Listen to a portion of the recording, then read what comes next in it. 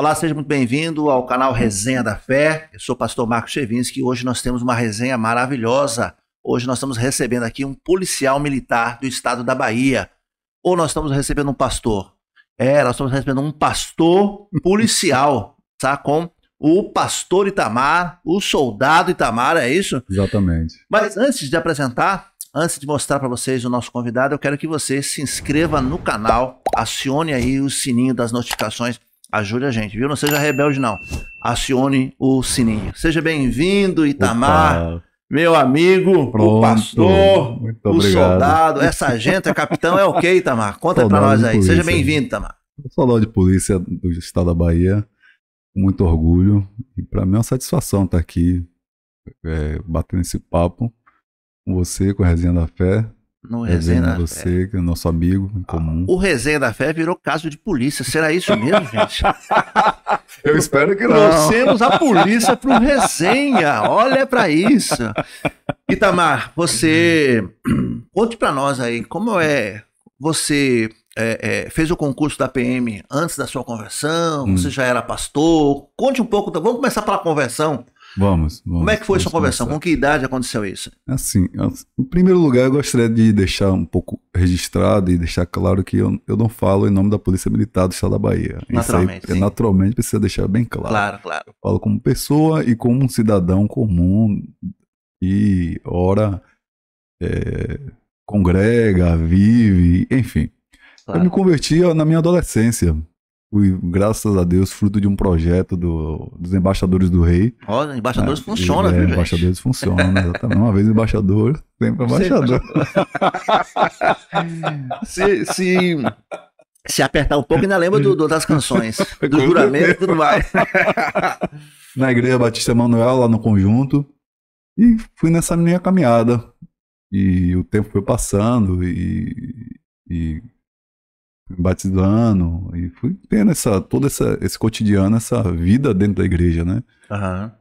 Depois entrei na fase adulta e optei em fazer o concurso da Polícia Militar, já como sendo cristão. Já era crente? Já era crente, já. Então, veja lá, o que Itamar está dizendo aqui é que é possível ser crente e ser um policial militar. Vocês estão vendo aí, né? Sem sombra de dúvidas. Vamos lá. Com certeza. Com certeza eu acredito que existe essa possibilidade. E essa possibilidade, ela é real. Ela é muito real. E todos deveriam, inclusive, seguir essa possibilidade. Seguir esse chamado. Às vezes, porque eu entendo que às vezes as pessoas pensam que o chamado é só específico para alguma função.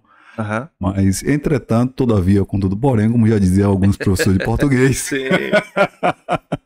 O Senhor pode estar te chamando para esse chamado, né? Para essa árdua missão. Mas aí você, então, era crente, convertido, menino criado na igreja, embaixador, enquadrado ali. E, claro, chegou na fase adulto, teve que trabalhar, enfim. E você optou, então, em fazer um concurso público. Isso, eu já trabalhava já em algumas empresas privadas. E surgiu a possibilidade de fazer o concurso público, tentar a carreira pública. Uhum. E eu abracei essa oportunidade e estou nela aqui até hoje. E como é que foi durante o curso, o curso de formação, né, para o policial? Teve alguma dificuldade? Teve ali alguma pressão a mais pelo fato de você ser crente? Rapaz, sempre tem. Inevitavelmente sempre tem. Sempre tem porque é um tabu. Continua tabu, né? Sendo um tabu ainda para algumas pessoas. Na minha época, então... Ainda mais, que foi em 2006, 2007, 2008. Era um tabu na mente das pessoas se poderia ou não. E aí, como esse negócio aí é pra você ser crente, até hoje, você ser cristão e ser policial, naturalmente, vamos agir naturalmente. Agora, nós não podemos dizer que é um trabalho como qualquer outro. Não é um trabalho comum. Não é o seu Zé sendo balconista, não é o seu Antônio ali, o trabalho na panificadora. Não é um trabalho comum. Não é um trabalho comum. Mas nós já vamos chegar nessa parte aí. Não é um trabalho comum, mas é um trabalho específico e eu acredito que é um trabalho vocacionado por Deus. O trabalho olha, revelações aqui no Resenha. O que Itamar está dizendo é que, eu já não sei se é o soldado Itamar que está dizendo, se é o pastor Itamar que está dizendo. Mas enfim, o que está se dizendo aqui então é que para ser um policial militar também é um chamado especial, é isso? É um chamado especial. Porque assim, Chevix, Eu penso que a Bíblia ela nos diz em Colossenses capítulo 1, versículo 20, Olha, é crente, gente. que Cristo trouxe de volta para si todas as coisas. Então a morte de Jesus, a morte de Jesus Cristo, ela não só traz, ela não só pensa na redenção da salvação do homem para a eternidade. Sim. Então, assim, nesse pensamento bíblico, nós vemos que Cristo traz de volta para ele não só a humanidade, mas resgata também a engenharia, a química, a economia, a agricultura, Tudo, a né? saúde, a segurança pública. Tudo Cristo traz de volta para ele. E assim, em uma das palavras do C.S. Lewis, ele disse que uma campanha de sabotagem. Olha, Uma campanha de sabotagem. Nós, enquanto cristãos, nós vivemos como uma campanha de sabotagem. Nós estamos aqui para sabotar as obras das trevas, as obras desse príncipe do engano. Esse príncipe do engano é o adversário de nossas almas. certo. Então, quem é o rei por direito, o príncipe, o herdeiro por direito dessa terra, desse planeta, dessa sociedade? Eu creio, eu acredito, e a Bíblia nos revela que é Jesus Cristo, nosso Senhor. Cristo, nosso Senhor. Então essa é a nossa campanha. Olha, chega, arrepia. Eita, que pastor retado. Muito bem, Tamar. Então você, dizendo então que após sua formatura, claro, você foi designado a uma companhia, um batalhão, né? E seu trabalho nesse batalhão? Eu acho que quando a gente pensa nesse tabu, como você disse, né? Como é que um policial militar... Então, claro, às vezes a gente pensa assim, não, mas se ele estiver lotado numa companhia, quem sabe numa área administrativa é mais fácil. Mas você, hoje, o seu trabalho, você já trabalhou na rua, você trabalhou em patrulha, como foi isso aí? Já trabalhei na rua, já trabalhei Na patrulha em mesmo. patrulha mesmo, Aprendeu bandido, combate efetivo mesmo, na linha de frente do combate ao crime. Já tive algumas situações de olha, eu tô de doido pra necessidade de Eu tô aqui. Você vai ter que contar. Não, gente. de fazer Você que tá o uso acompanhando a necessário da resenha, força. você não tem curiosidade? Coloque aí nos comentários aí, ó, o que é que você quer saber, né? Conte, eu não vou apertar você muito não, naturalmente, mas conte uma situação. E se apertar, com certeza eu vou tentar me escorregar, viu? Eu já tô vendo ali que você já foi cabo também. Tá vendo aí? Conte uma situação que você teve que agir. Eita, Tamar. Na verdade, eu vou pedir duas situações. Uma que você teve que agir profissionalmente, né? Cumprindo sua tarefa, sua missão, protegendo o cidadão, mantendo a ordem pública, que é a função ali da servir e proteger, né? Que é o lema normalmente das polícias. Uma situação em que você teve que não agir pelo lado, vamos dizer assim, pastoral. E conte para nós também uma situação em que você diz, opa, para lá, isso aqui não é uma questão de polícia. Aqui é uma manifestação diferente. Você teve alguma experiência assim? Já tive várias experiências nesse sentido. A primeira é assim, uma vez nós estávamos em uma situação e chegou até nós uma pessoa pedindo socorro. Né? Pedindo socorro que ela tinha sido assaltada. Tinha sido assaltada. Mas antes de falar desse assalto, dessa questão que aconteceu... Eu acho que ele já está se escorregando, mas vamos lá. Vamos lá. Mas antes de falar dessa questão de assalto, é interessante a gente parar para pensar que segurança pública não parte só da polícia militar do estado da Bahia, da polícia civil, de seus órgãos e seus entes de segurança. A segurança pública, segundo o artigo 5º da Constituição Federal, ela é um direito e a realização de todos que devem fazer. Então, assim, pensando nesse sentido... O cidadão pode e os órgãos devem. Olha, ainda lembro do artigo 5º. O cidadão, ele pode e os órgãos, eles devem fazer. E todos colaboram para que aconteça a segurança pública. Claro. Então, assim, existe na mente das pessoas, no imaginário das pessoas, né, isso é uma questão cultural também, que as pessoas pensam que só a polícia deve fazer. Isso. Só as polícias, só os órgãos de segurança pública devem fazer. E também tem ainda a questão de como as pessoas encaram também essa ideia de como é desenhado toda essa ideia da segurança pública. Então, assim, eu penso que... E isso vem algumas pessoas já tentando mostrar, jogando luzes sobre isso, porque, assim, existe o Estado, existe o agressor, existe a vítima. Sim, sim. Então, assim, o Estado está para proteger a vítima. O Estado não está para proteger o agressor. Entretanto, começou, gente, começou. Nós vemos muito o discurso das pessoas que é mais... E as pessoas têm essa sensação. Eu não estou dizendo do nosso Estado. Não estou falando dos estados. Eu estou falando do nosso ordenamento jurídico. Nosso ordenamento jurídico, a sensação que se tem é que a vítima ela não é protegida. Então, assim, pautado em cima disso, o Estado, o agressor e a vítima, o Estado está para proteger a vítima. Então, baseado nessa proteção que o Estado está para dar para a vítima, que às vezes não acontece necessariamente, isso aí já é uma discussão longa que vai entrar. Ou não acontece a contento, né? Ou não acontece a contento, como deveria acontecer. Verdade. Entra as excludentes de ilicitudes. Né? São as excludentes que dá o direito, a possibilidade do policial, ele tiver a necessidade de usar a força, porque a força é progressiva. Precisa ser progressiva. Ela não é uma força a força que você vai usar não é a mesma força em qualquer situação. Vai usar os estágios os estágios moderados, os usos verbalização e todo aquele processo que a gente já progressivos conhece, né? da força, exatamente. Então é assim.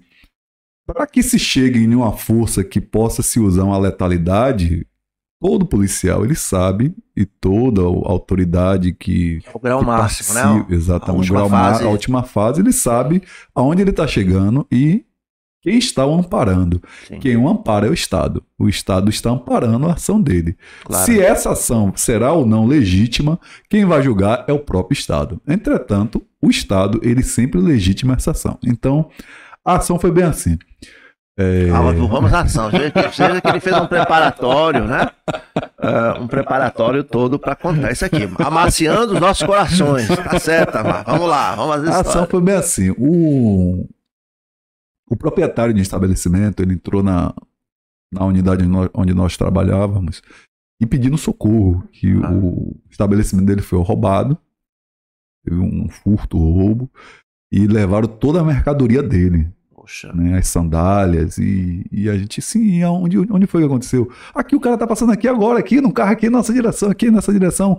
E aí a comunidade se uniu, ó a ideia do artigo 5º entrando, a comunidade se uniu e foi acompanhando.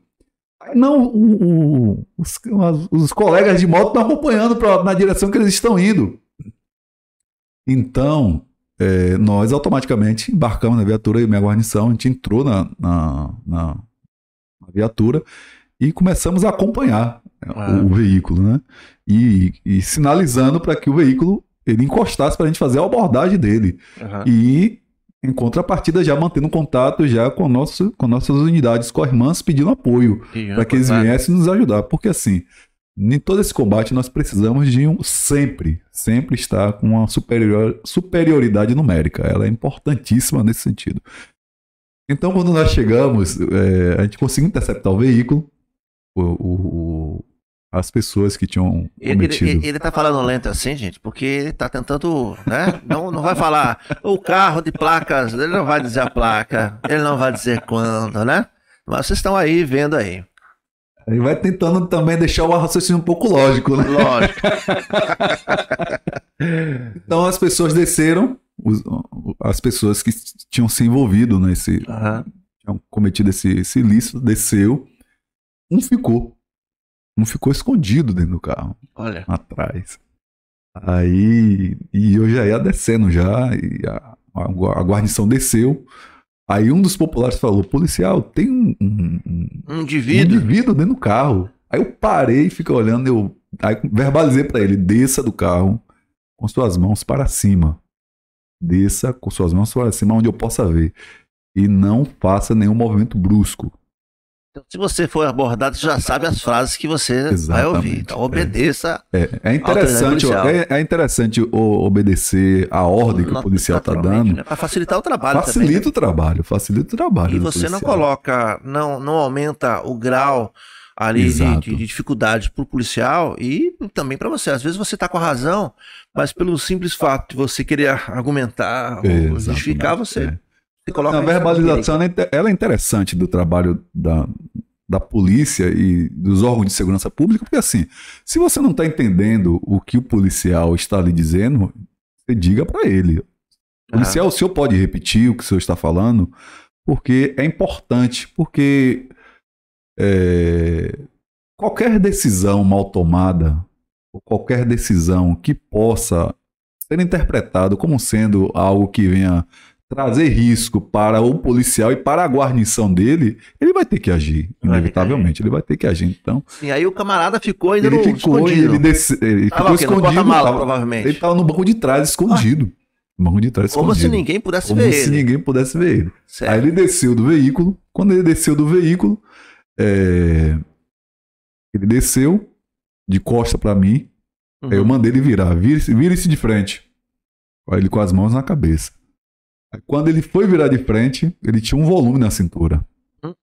Quando ele tinha esse volume na cintura, ele meteu a mão nesse volume. E eu já tinha verbalizado para ele. Ó, prepara seu coração para o que vai ser dito agora. Eu já tinha verbalizado para ele já, ó.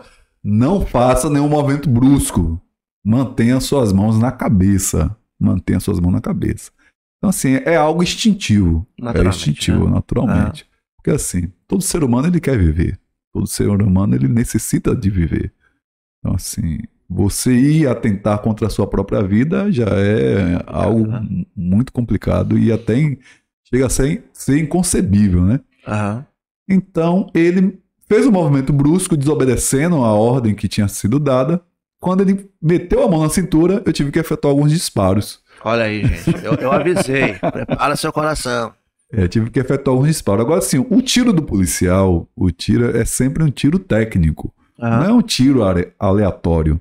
Ele não dá um tiro pensando sempre na letalidade. Claro. Assim, as forças policiais, elas são treinadas justamente para isso. Então, assim, se naquela oportunidade eu quisesse trazer uma letalidade para ele, já seria uma outra questão, uma outra consequência. Entretanto, naquele momento não havia necessidade de letalidade. Não havia necessidade. Então, nós somos instruídos nesse sentido. Um tiro que seja na perna, um tiro que imobilize. Para que aquela ação violenta, ela cesse, que ela pare automaticamente. Então, ele meteu a mão na cintura, bruscamente. E você deve estar se perguntando aí, poxa, mas ele tinha ou não tinha essa arma, afinal de contas? Essa dá vontade de chamar os comerciais e voltar assim, não, mas não vamos não, vamos seguir aqui. Ele meteu a mão na cintura, automaticamente, instintivamente, eu efetuei alguns disparos na direção dele. E ele saiu correndo. Então, assim, ele não chegou a empunhar a arma de fogo e atirar por conta da minha ação ser muito mais rápida do que ele. Ele saiu correndo, eu não fui correndo atrás dele. Porque, assim, querendo ou não, o direito de fugir, segundo o Código de Processual Penal Civil, está dentro da lei. É o direito do preso. Se ele quer fugir, e naquele momento também não tinha uma superioridade numérica para acompanhar ele, eu deixei que ele entendesse fuga. Poxa, nós acabamos essa primeira fase da história sem saber se de fato estava ali com uma armada ou não. Mas provavelmente sim, né? Provavelmente sim. Naturalmente provavelmente que então, assim, a ação ela foi uma ação técnica dentro da técnica, né? Dentro da legalidade que conseguiu interromper a ação dele de tentar realizar um disparo de arma de fogo contra a minha vida. Contra meus colegas. Essa é a realidade, né? A gente brinca assim, mas a gente não consegue, eu não consigo imaginar como é você sair de casa, né, para executar um trabalho, de se despedir de seus filhos, sua esposa, enfim, de sua família, sem saber se vai voltar. A gente já tem essa sensação sem trabalhar em força policial. A gente sai hoje e não sabe se vai voltar. Agora imagine só os policiais que estão na linha de frente, ou, enfim, até mesmo os bombeiros, embora estão dentro né?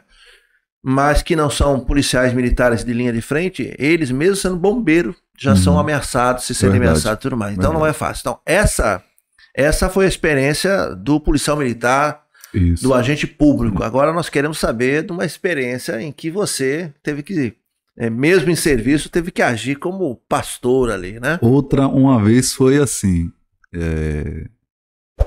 nesse sentido assim, é muito interessante, porque assim, a Bíblia nos diz em 1 Coríntios, 1 Coríntios capítulo 10, que quer você coma, quer você beba, quer você ande, quer você respire, quer que você faça qualquer coisa. Faça tudo para a glória do Senhor. Para a glória de Deus. Olha isso. Então, assim, ó, quer você coma, quer que você ande, quer você estude, quer o que você esteja fazendo. Faça tudo para a glória de Deus. É assim que nos diz a palavra de Deus. E é isso que norteia a minha vida. É isso que deve nortear a vida de todo cristão, de todo seguidor de Jesus Cristo. Então, teve uma vez que nós estávamos em patrulhamento, mais uma vez. Mais uma vez. E alguns elementos estavam tentando entrar em uma comunidade armados, e a polícia foi acionada e a gente foi fazer junto com outras guarnições para tentar inibir, porque a polícia militar ela é uma polícia ostensiva, né? Ela vai estar ali naquele momento, ela não é onipresente, ela não é onipotente, ela segue todo o seu trabalho, o que preconiza a lei. E quando a gente chegou, já tinha feito toda aquela varredura no local, seguido todos os nossos protocolos de segurança. Eu percebi que tinha uma criança, porque existe toda essa questão, essa ideia de que as pessoas pensam que o policial está ali e são as funções também que as pessoas exercem, algumas funções. As pessoas não conseguem ver que existe uma pessoa, né? A pessoa humana dentro da função ali. Policial farda, só vê a farda, só vê a farda. E aquela farda, e a farda também, e o uniforme, querendo ou não, como já diz a palavra, é para uniformizar. Já uniformiza. Mas você há de convir que a farda ela já provoca alguns impacto colegas, visual. Alguns colegas ainda, né? Coloca aquela farda. Já gera aquela ideia do homem. Impacto visual. Exatamente, é o impacto visual, isso se gera, né? Então, assim, e as pessoas têm aquela ideia da resistência, às vezes de pensar, de se aproximar do policial, de conversar com o policial. E o que aconteceu? Eu estava dentro da patrulha, o grupamento tático já tinha parado já, e eu conversei com o sargento, e eu ia ver dentro de um estabelecimento que tinha uma criança, ela estava com medo, estava amedrontada, e ali eu vi a oportunidade de tentar desconstruir aquela ideia que muitas pessoas têm acerca da polícia e acerca de como as ações policiais. E eu cheguei e perguntei para ela, como é seu nome? Ela me disse, meu nome é fulano e tal.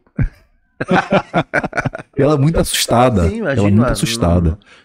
A ação maior já tinha passado, né? Mas ninguém sabe de fato o que ela viu, o que ela presenciou. O que ela presenciou, né? Mas assim, nos olhares das pessoas, a presença da polícia ali naquele lugar. Giroflex azul, vermelho. A presença da polícia, os homens armados, a sensação de segurança. A sensação de segurança, isso é importante também para as pessoas, né? O restabelecimento da confiança, o restabelecimento da tranquilidade naquele lugar. E aí há de se fazer e você consegue ter essa leitura. Que a sensação de segurança, ela se dá, lamentavelmente, ou enfim, é uma realidade para as pessoas de bem. Então, uma pessoa de bem, quando vê ali o giroflex, ufa, a PM tá aqui. Para alguns é o terror. Exatamente. E quando a PM vai embora, a sensação de segurança ela é invertida imediatamente. Exatamente. Ai, meu Deus, cadê a polícia?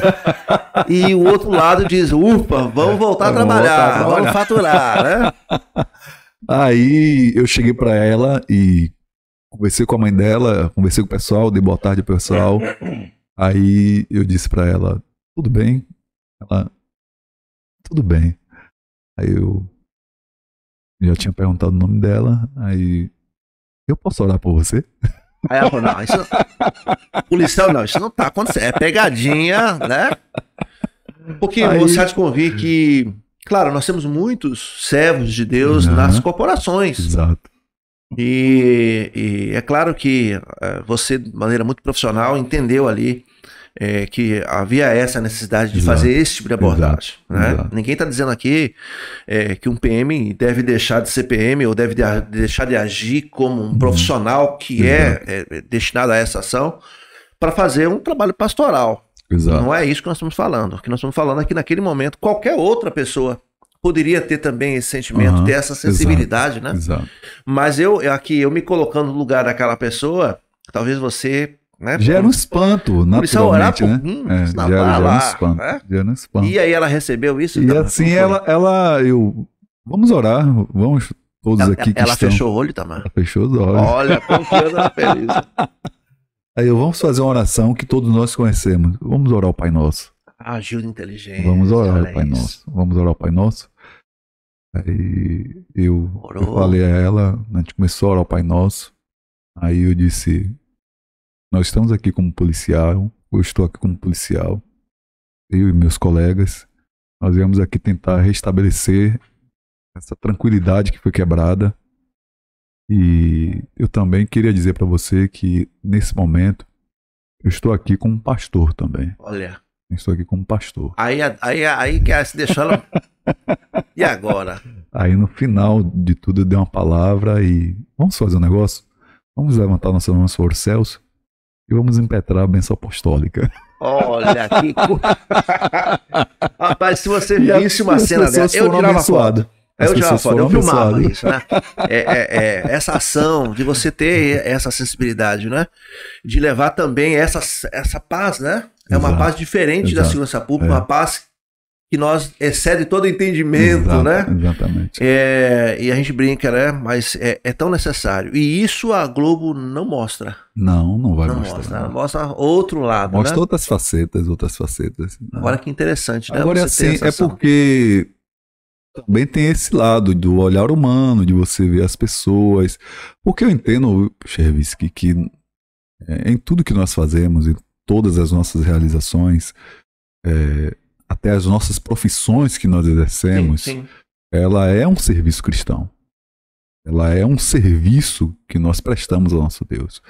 Isso nós vemos na própria palavra de Deus, né? Que o nosso culto, ele não acontece só quando você vai se reunir com a comunidade, a sua comunidade de fé.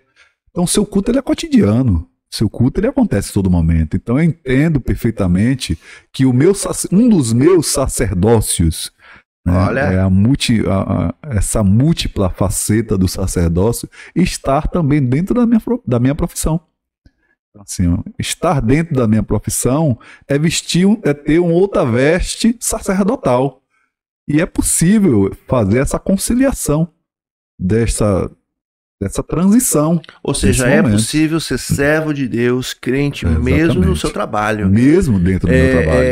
Então, existem pessoas, existem colegas que necessitam de palavras, existe a própria comunidade, existem as próprias pessoas que recebem o atendimento, né, da própria corporação, que necessitam não só apenas de uma resposta imediata dos seus direitos que foram violados, sim. Mas também precisam de uma palavra de acolhimento, precisam de ouvir uma palavra de humanidade, uma palavra de vida, uma palavra de esperança. E quem melhor para trazer uma palavra de esperança e uma palavra de vida do que um servo de Deus, aquele que foi lavado e remido pelo sangue do Cordeiro. Olha, a gente assiste muito filme e tal, do policial, e aí sempre tem o policial bonzinho e o policial mau. Você já tem um papel definido, você é o policial bonzinho.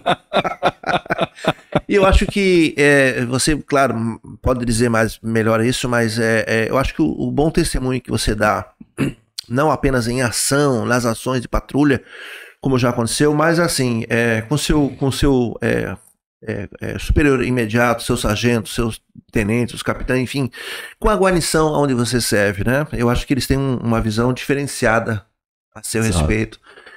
Aquela pessoa que quando diz uma coisa, se Itamar disse, porque não tem enrolação, né? Esse testemunho é interessante, né, Itamar?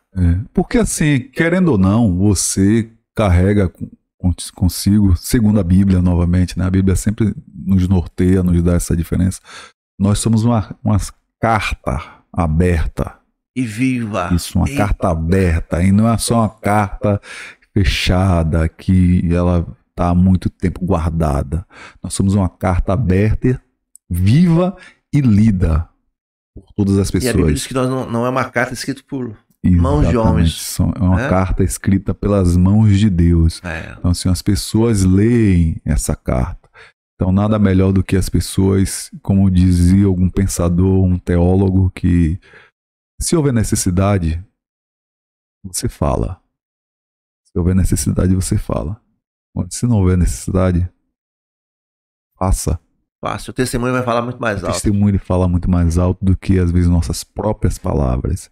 Às vezes nós falamos muito e quando vamos demonstrar isso na ação, a gente não consegue, não sabe como demonstrar essa ação.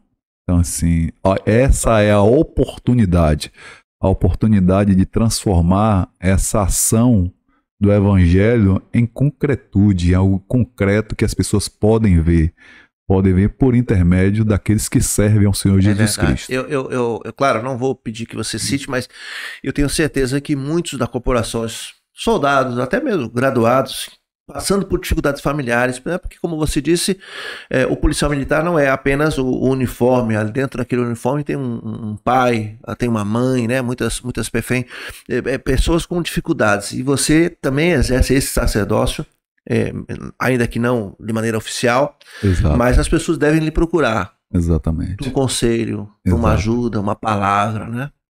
Porque, assim, eu entendo também nessa definição de pastoreio, que ali é uma extensão de uma comunidade que Deus colocou, deu a oportunidade de pastorear, mesmo que eles não saibam.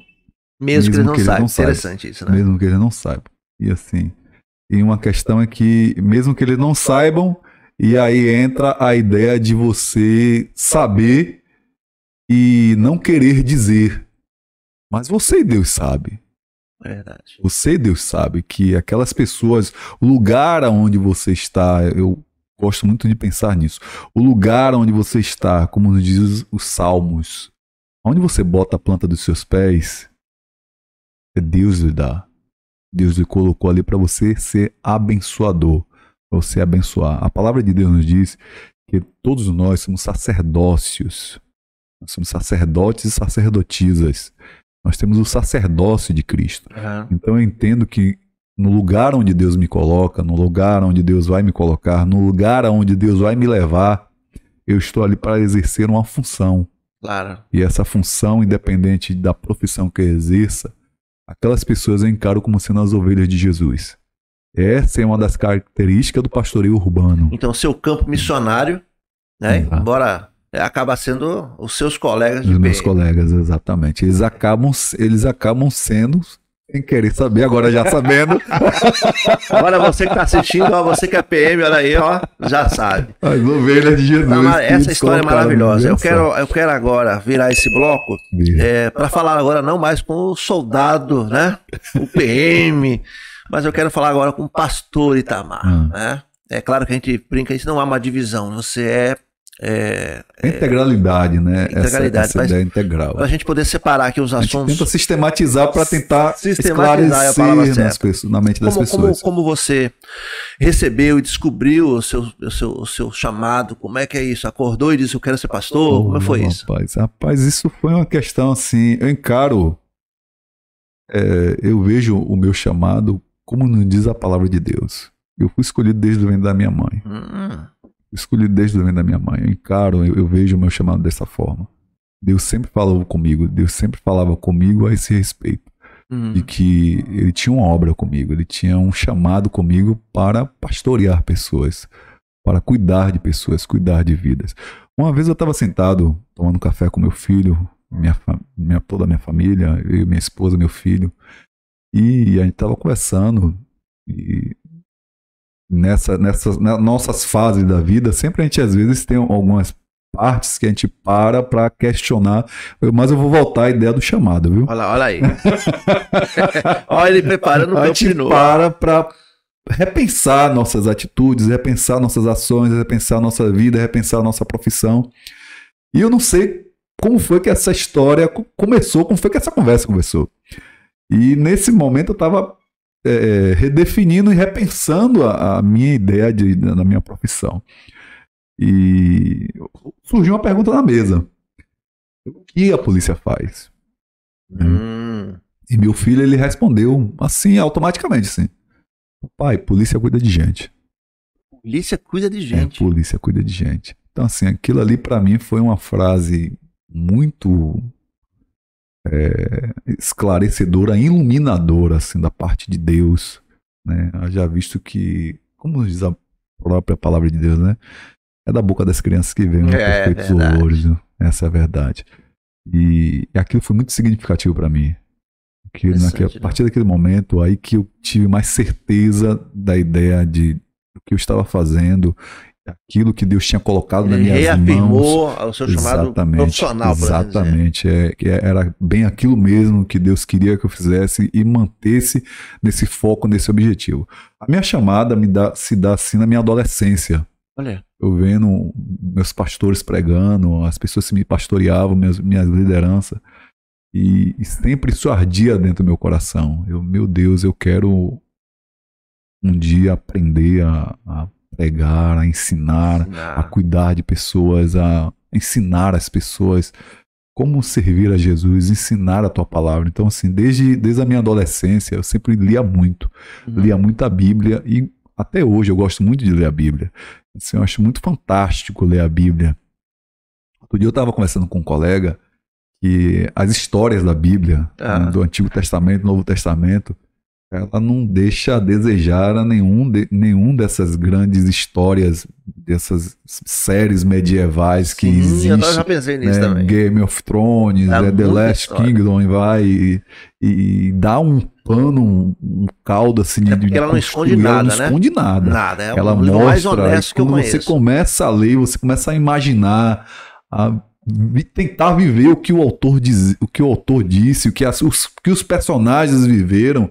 Então, assim, para mim isso era entrar num mundo fabuloso. Assim, eu sempre amei, sempre gostava muito de ver isso. E essa sempre foi minha oração, esse sempre foi o meu desejo do meu coração. Senhor, um dia eu quero ser como Timóteo, um dia eu quero ser como Paulo, um dia eu quero ser como Jesus, um dia eu quero ser como um dos apóstolos de Jesus. E qual foi o marco assim que você falou? Tem que ir pro seminário, não dá mais para evitar isso.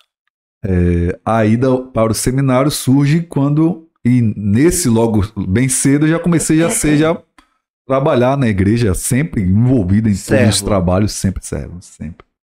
Na área do ensino. É por isso que ele tá na PM, né? Servir e proteger. Servir e proteger. Sempre servo, né? Ensinando na EBD, exercendo um cargo de liderança, a liderança da adolescente, juventude, dentro da igreja, cargos administrativos. E quando chega um momento, o chamado chega e ardendo no coração mesmo, né? Aí Deus sempre usa pessoas. O pastor da minha congregação, ele disse: rapaz, você precisa ir pro seminário. Eu preciso ir pro seminário? Pra que ir pro seminário mesmo? Porque você não tem muita noção do que é o seminário, né? Dessa ideia. A ideia do seminário. Aí, o seminário vai lhe preparar, vai lhe dar ferramentas para que você possa entender como funciona toda a ideia da igreja, da teologia sistemática, de toda essa. Vai lhe dar as ferramentas necessárias para o pastoreio. Para você cuidar desse povo. Aí eu disse: pronto, é isso aí mesmo que eu quero. Entendeu o chamado passo. Vamos nessa. E você entrou no seminário em que ano? Entrei no seminário em 2012, 2011. E você fez o seminário? Fiz o Seminário Batista Teológico do Nordeste. Do Nordeste. Seminário Batista. E que ficava onde? O que fica onde? Hoje ele está em outro lugar, né? Ele começou no Barbalho, era no Barbalho. Era no Barbalho. No Barbalho, depois foi para IBAN. Depois ele foi para IBAN. Você alcançou o tempo da IBAN também, né? Alcancei o tempo da IBAN. Minha turma formou lá na IBAN. Isso, você formou em que ano? Formei em 2000 e... Rapaz... Olha, já faz tanto tempo. Você formou uma turma antes da minha. Antes da sua. Sua turma formou quando mesmo? Eu formei em 2017. Então formei em 2016. Isso aí. Formei em 2016. Tá ajudei ele. Tá? Obrigado. E de lá pra cá, você foi consagrado, você assumiu igreja, como foi isso? Aí eu fui ordenado pastor e já exercia já a função já como líder da juventude. Aí comecei a pastorear a juventude, comecei a ser pastor da juventude, vice-moderador da igreja. Trabalho difícil, trabalho viu? Difícil. A juventude, difícil. Olha...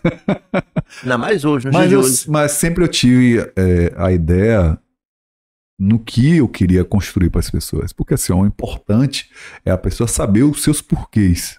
Aonde você quer chegar. E o porquê você quer chegar. E como você vai chegar. Assim, isso sempre ficou nítido, sempre é nítido na minha cabeça aonde eu quero chegar e por que eu quero chegar e com quem eu vou chegar. E como? E como eu vou chegar. Eu sei que eu me lembro da instrução militar, né? Eu sei que eu vou chegar com quem, como, com Jesus onde, de Jesus Cristo. Como e com eu quem? Sei para onde eu vou. Então, assim, é uma tarefa um pouco árdua trabalhar com a juventude, mas assim, a juventude ela necessita mais do que nunca de honestidade, transparência e conhecimento bíblico. Não adianta você estar inventando, dourando pílulas, estar inventando modas, inventando... Porque assim, a Bíblia... da palavra mesmo. Exatamente. A Bíblia... De exemplo. Palavra e exemplo, né? A Bíblia, ela é resposta para as pessoas. A grande questão é que, às vezes, muitas pessoas não sabem como transmitir essa mensagem. Não sabem como transmitir a mensagem bíblica. Não sabem como passar essa mensagem. Às vezes ela consegue ler, mas não consegue contextualizar para os seus dias atuais. Não consegue trazer para os seus dias, para os seus tempos. Então, assim, os tempos mudam, né? Eu não posso comparar minha geração com a geração que vem agora, a geração do meu filho. Assim, essa é a minha preocupação de transmitir esse evangelho. Eu fico me perguntando... Mas se bem que você, jovenzinho que você é, você não teve nenhuma dificuldade, né? Agora, vou ter que pensar. Eu fico pensando se eu, né, tivesse que cuidar diretamente da juventude. O pastor de igreja cuida de tudo, mas imagine com a missão, né? Porque... é uma saia justa, né? É uma saia muito justa. Você ainda está na fase de transição ali, você consegue se infiltrar no meio deles ali, né? Você consegue... tentar falar a linguagem da juventude é um desafio, é um grande desafio. E é um desafio muito bom, diga-se de passagem. Porque assim, é um desafio para você mesmo, é um desafio para você mesmo. Para você mesmo, é um desafio para a comunidade, é um desafio para a sociedade e é um desafio que você vai passar junto com o outro, com o próximo. É o seu irmão, que é aquele irmão em Cristo que está passando pela sua fase de transição de ideias da juventude. É um desafio até mesmo dentro da comunidade. Dentro da comunidade. Porque assim,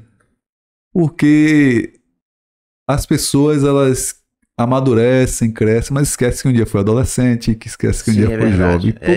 Todo jovem ele tem um espírito, né? Ele tem seu espírito impetuoso. Ele tem seu espírito impetuoso, ele é intempestivo. São os arroubos da juventude, né? Ele quer tudo que aconteça. E o evangelho para a vida do jovem, ele é prático. Então, assim, se você não cuidar, se não tiver essa ideia de transformar, de fazer esse salto de tempo, né? Pegar esse trampolim do tempo e trazer para a atualidade na prática, meu amigo, aí fica complicado. Às vezes eles se perdem e a ideia de não se perder, essa é a ideia de Jesus, porque ele disse que ele é o caminho, a verdade e a vida. Olha, então, assim, tema inclusive de missões estaduais. Ele é o caminho, a verdade e a vida. Então, assim, nossa competência enquanto líderes, enquanto liderança, entender qual é o caminho e sinalizar qual é o caminho. Como um farol. Você não vai carregar as pessoas. É verdade. Porque isso aí não é nossa competência. Não cabe a nós carregar as pessoas, mas cabe a mim sinalizar qual caminho ele deve andar. Mostrando a verdade. Exatamente. Como nos diz a Bíblia, né? Que lâmpada para os meus pés é a tua palavra. Ela nos ilumina. Exatamente. Ela nos sabe? Onde tem escuridão, ela mostra o caminho correto que eu possa andar. E a Bíblia, ela faz todo esse sentido de mostrar para onde eu devo andar. Como pastor, como é que você se sente realizado? Tá aí ensinando a juventude. Você está em que igreja agora, pastor? Nesse momento eu não trabalho mais com juventude. Já passei dessa fase. Cumpriu a missão. Já passei dessa fase de trabalhar com a juventude.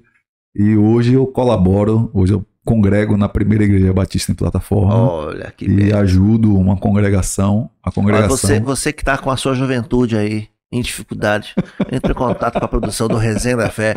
Eu vou te indicar um pastor que tem experiência aí com juventude. Que legal, filho. Eu acho que é sempre uma grande experiência lidar com juventude, né? Verdade. E você deve ter ensinado muito a eles e com certeza aprendeu também, né? Com certeza. A gente também aprende. A gente aprende. Isso. Quem ensina, não ensina. Você não leva o ensino pronto. O ensino ele é colaborativo. Porque você tem ele que participativo. Também, ler muito, se esforçar muito para poder entregar ali, né? Exatamente. Legal, então é assim, hoje eu colaboro em uma das congregações da primeira igreja batista de Plataforma, que é a congregação Batista Luz da Aurora, o diretor, o diácono Disseu, e a gente está lá nessa colaboração. Eu me lembro, nessa caminhada com a juventude, que nós tínhamos um encontro toda quinta-feira, a gente sentava e fazia uma leitura popular da Bíblia. O que era essa leitura popular da Bíblia? É um tema que eu nunca vi, leitura popular da Bíblia. Vamos aprender, estou aprendendo aqui também. É uma leitura popular da Bíblia. Como era essa leitura popular da Bíblia? Porque assim, às vezes a gente como teólogo, e a gente como pastor também, a gente passa pelas experiências das pessoas nos dá um tema, né? O tema é esse aqui. Não, vocês não sabem o quanto né, pastor Chervisky? É complicado. A dificuldade.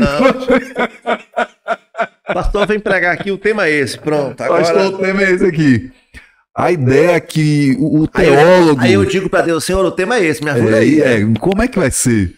E às vezes tem aquela temática que você... que surgiu da conversa para ali com as pessoas, e as pessoas, não, o tema é esse aqui.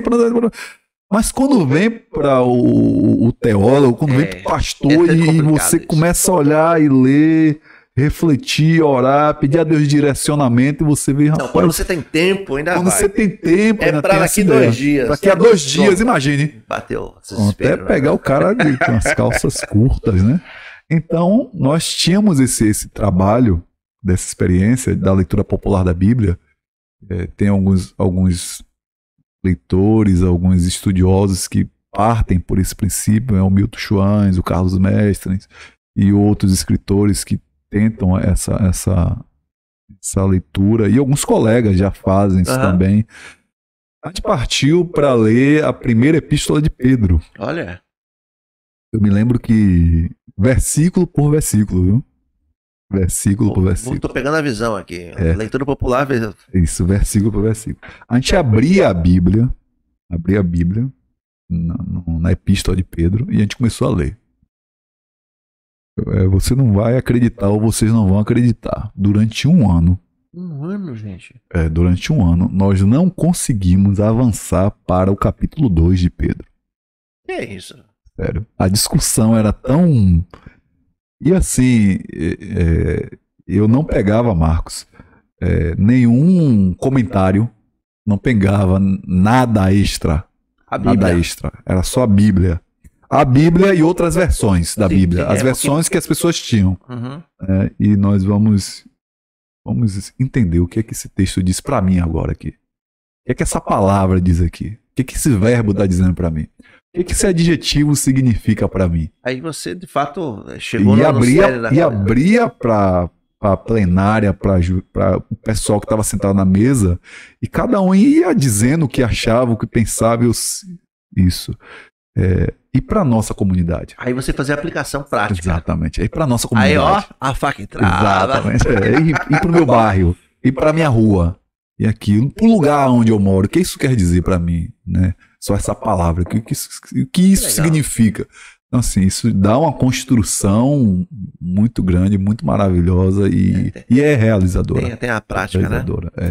Oi, Itamar, eu quero pedir que você então deixe aí para os nossos colegas da Polícia Militar, não apenas do estado da Bahia, mas você que está vendo em outro estado, deixa uma palavra aí para os nossos colegas de farda, né? Os policiais militares, uma palavra para a juventude e para os nossos os participantes que estão acompanhando essa resenha. Você que está acompanhando a resenha, né? Tá, eu não sei você, mas eu tô aprendendo muito aqui com o Itamar. Essa última pegada aqui, eu vou anotar aqui, pegar um papel, vou anotar, né? A gente aprende, gente, tá vendo aí? Tá na resenha, tá aprendendo. Vamos lá, Itamar. Assim, os meus colegas, que Deus continue abençoando eles, que Deus continue fortalecendo, preservando a vida deles, mantendo eles nessa firme propósito, nessa firme missão que a nós foi dada. Porque, falando dos nossos colegas e falando também para as pessoas, a missão da polícia é garantir o direito das pessoas. Essa é a nossa missão. O que é que a polícia faz? A polícia garante o seu direito. A polícia garante o nosso direito. Ela é garantidora dos nossos direitos. Para os nossos colegas que são na labuta e que estão sempre com a sua vida e até com o sacrifício da sua própria vida, tem maior amor do que esse? É mesmo, né? Tem amor cristão maior do que isso? Tá vendo aí? É um chamado. Tem algo mais bíblico do que isso? Com sacrifício da própria vida, cumprir a missão que foi dada a nós em prol da sociedade. Então, isso é cristianismo. Para os nossos colegas, que Deus abençoe a vida deles, que Deus fortaleça eles e que permaneça nesse chamado, que foi Deus que lhe chamou, e continue nessa sua caminhada. Agindo com justiça. Agindo com justiça, com equilíbrio, né? Tendo inteligência emocional, que é importante, nós temos inteligência emocional, e agir até onde a lei nos ampara, até onde a lei nos diz que nós devemos ir, até onde nós iremos, e aonde a lei diz que não é para ir, nós não iremos. Vocês estão vendo aqui a palavra calma, tranquila, de um agente público dando bons... Olha, isso aqui é mais do que a palavra de um policial, é a palavra de um pastor falando para você, amigo de farda. Fica aí. E para essa juventude que você ensinou tanto, para a juventude que está nos vendo aí, qual é já sei o que você vai dizer, leia a Bíblia, né? Qual é a palavra que você tem para a nossa juventude? Para a juventude de hoje, uma palavra de incentivo. Uma palavra de incentivo, uma palavra de esperança, uma palavra de que verdadeiramente Jesus Cristo, Ele é o nosso Senhor, que verdadeiramente Ele é o nosso Salvador, que verdadeiramente Ele é o nosso caminho, que verdadeiramente Ele é a nossa luz, Ele é o nosso guia, Ele é o modelo que nós podemos chegar e imitar, porque essa é a ideia do Evangelho, essa é a ideia de Jesus. A ideia de Jesus é a ideia de, por meio dele, transformar as pessoas,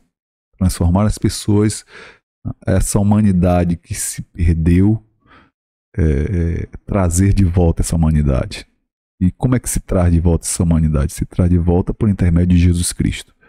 É nessa palavra que eu acredito. Como nos diz assim, semana eu estava lendo João capítulo 20, 21, e eu fiquei me perguntando, eu lendo o texto, meu Deus, como é que pode? Os discípulos não entenderam, não viram Jesus ali, Maria não viu Jesus, Pedro não viu Jesus, o que é isso que está acontecendo? Assim, uma conclusão lógica que eu tiro disso aí, fazendo a leitura, não tem pra onde ir, o teólogo sempre se manifesta, né? Sempre tem jeito. A conclusão lógica que eu tiro disso aí é quem me dá a resposta é Tomé. É Tomé. Uma das figuras também, se Tomé tivesse vivo, seria uma boa resenha fazer com ele. Tomé, né? É Tomé que dá a resposta. Tomé que dá a resposta. Os discípulos foram até o sepulcro, que foi emprestado por José de Arimateia, Sim. Onde colocaram Jesus. E eles chegam lá, todos ficam embasbacados, não veem Jesus.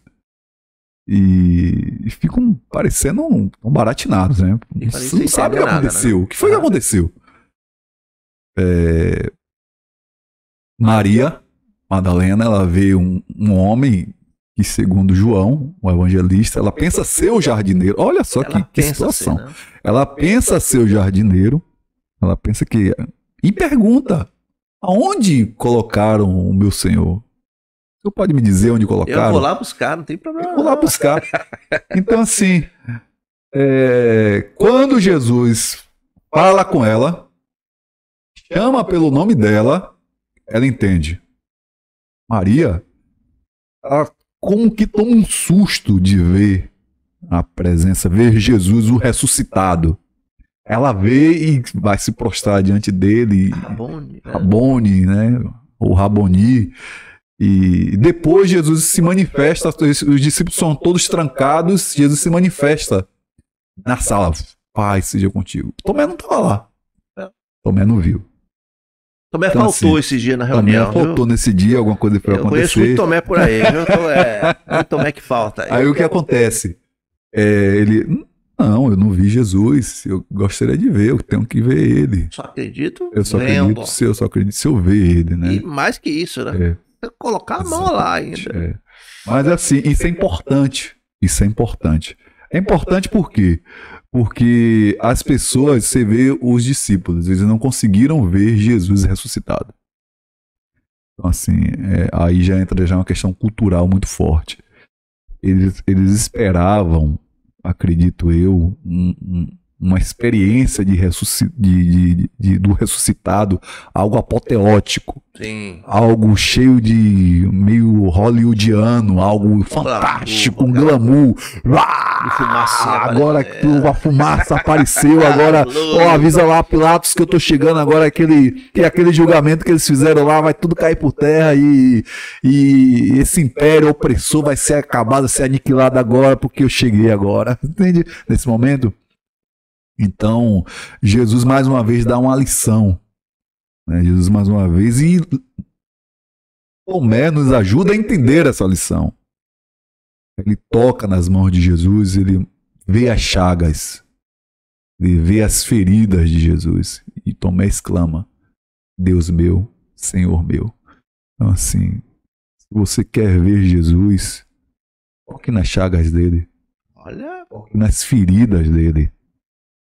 Se você quer ver Deus, ele está sempre com aquele que está ferido, com aquele que está oprimido, com aquele que não consegue ver. Então, assim, um Deus que não consegue caminhar com os feridos, não é um Deus digno de ser adorado, não é um Deus digno de ser reverenciado. E é essa ideia que Tomé ela nos passa, é essa ideia que a juventude ela entende, mas às vezes não consegue transmitir isso em palavras. Verdade. A ideia prática. Então, assim, Tomé nos dá essa lição. Nos dá essa lição de ver Jesus. Uma certa feita, um homem chegou e disse: eu preciso pregar para a irmã Dulce. Preciso falar de Jesus para ela. Porque ela tem que se converter.